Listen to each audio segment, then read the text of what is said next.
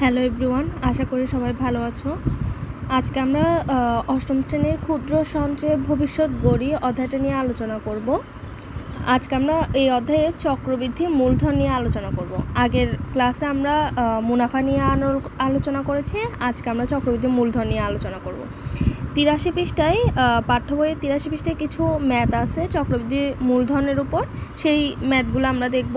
তার আগে তোমাদেরকে চক্রবৃদ্ধি মূলধনের সূত্র সম্পর্কে একটু আলাপ করিয়ে দিই। এখানে চক্রবৃদ্ধি মূলধনের সূত্রটা হচ্ছে A=P × 1 + R⁴ যেখানে A হচ্ছে তোমার চক্রবৃদ্ধি মূলধন, আর P হচ্ছে আসল বা প্রারম্ভিক মূলধন যেটা, আর হচ্ছে মুনাফার হার, N হচ্ছে সময়। তাহলে দেখো এখানে প্রশ্নের মধ্যে কি বলা হয়েছে, 7% হারে 20,000 টাকার 5 বছরের চক্রবৃদ্ধি মূলধন কত। তাহলে দেখো যেটা পার্সেন্ট আকারে আছে সেটা আমরা জানি মুনাফার হার ধরে নিতে হয়। তাহলে এখানে মুনাফার হার R = 7%, যেটা পার্সেন্টে রাখা যাবে না, তাহলে পার্সেন্ট থেকে যদি আমরা উল্টাতে চাই তাহলে 100 দিয়ে ভাগ করতে হবে। 7কে 100 দিয়ে ভাগ করলে 0.07। তারপর এখানে বলা হয়েছে 20,000 টাকা, তাহলে এটা প্রারম্ভিক মূলধন মানে আসল ধরতে পারো, P এর মান, P = 20,000 টাকা। তারপর N এর মান দিয়েছে 5 বছর, তাহলে N = 5। তোমাকে চক্রবৃদ্ধি মূলধন, তার মানে তোমাকে এখানে A এর মান বের করতে বলা হয়েছে, A সমান কত। তাহলে আমরা সূত্র জানি A = P × 1 + R⁴n। এবার মানগুলো বসাও। P এর মান দিয়েছিল 20,000, তারপর এখানে 1 + R এর মান হচ্ছে দেখো 0.07 যেখানে N এর মান ধরছিলাম আমরা 5। তাহলে দেখো 20,000 আর একের সাথে যদি 0.07 যোগ করো তাহলে হবে 1.07⁴5। এবার এটা যদি পুরোটা, এখানে কিন্তু ইনটু, পুরোটা যদি ক্যালকুলেশন করো তাহলে হবে 28,051.035 টাকা। তাহলে ওর চক্রবৃদ্ধি মূলধন হচ্ছে 28,051.035 টাকা। এবার আসো তোমার উদাহরণ 8। এখানে বলা হয়েছে প্রারম্ভিক মূলধন কত হলে 13% হারে 5 বছরের চক্রবৃদ্ধি মূলধন 20,000 টাকা হবে। আমি এখানে প্রারম্ভিক মূলধন, তার মানে তোমাকে P এর মান জানতে চাইছে। দেখো প্রারম্ভিক মূলধন P এর মান, আর এখানে 13% হচ্ছে R এর মান, R = 13%, যেটাকে 100 দিয়ে ভাগ করলে হয় 0.13।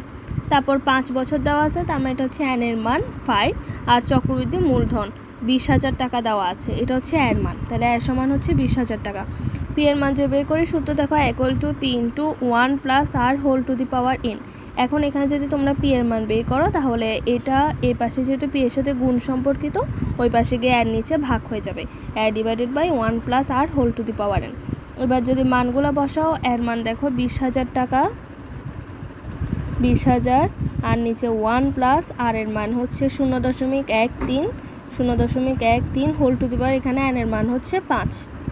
তাহলে দেখো উপরে হচ্ছে 20,000, আর নিচে যদি এই দুটো যোগ করো তাহলে হবে 1.13 এখন 20,000কে যদি এটা ⁵ দিয়ে যদি ভাগ করো তাহলে উত্তর আসবে 10,855.2 টাকা। আশা করি বুঝতে পেরেছো। এবার দেখো এখানে উদাহরণ 9। এখানে বলা হয়েছে 9% হারে 15,000 টাকার 7 বছরের চক্রবৃদ্ধি মুনাফা কত। যেখানে চক্রবৃদ্ধি মুনাফার সূত্রটা দেখো এবার, C = P × 1 + R⁴n-1। এটা হচ্ছে চক্রবৃদ্ধি মুনাফার সূত্র, মুনাফাকে C দ্বারা প্রকাশ করা হয়। তাহলে দেখো এবার 9%, তার মানে এখানে হচ্ছে R এর মান, তাহলে এখানে হচ্ছে R এর মান 9%, যেটাকে পার্সেন্ট তুলতে গেলে 100/9 হবে, আর 9কে যদি 100 দিয়ে ভাগ করো তাহলে হবে 0.09। তারপর দেওয়া আছে 15,000 টাকা, তাহলে 15,000টা হচ্ছে P এর মান, P সমান দেখো 15,000। তারপর দেওয়া হচ্ছে 7 বছর, তার মানে N এর মান হচ্ছে 7। তোমাকে বের করতে হয়েছে চক্রবৃদ্ধি মুনাফা, তার মানে C এর মান বের করতে বলা হয়েছে। তাহলে দেখো এখানে C = P × 1 + R⁴n-P। এবার যদি মানগুলো বসাও, P এর জায়গায় বসবে 15,000, 1 + R এর মান হচ্ছে 0.09, N এর মান হচ্ছে 7 - 1।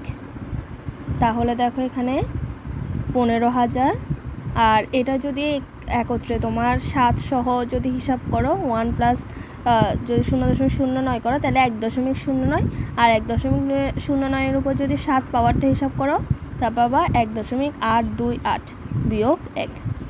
তাহলে দেখো 15,000, এখানে যেহেতু গুণ চিহ্ন তাই আমরা গুণ দিলাম, এইটা থেকে যদি এটা বিয়োগ করো তাহলে হবে 0.828।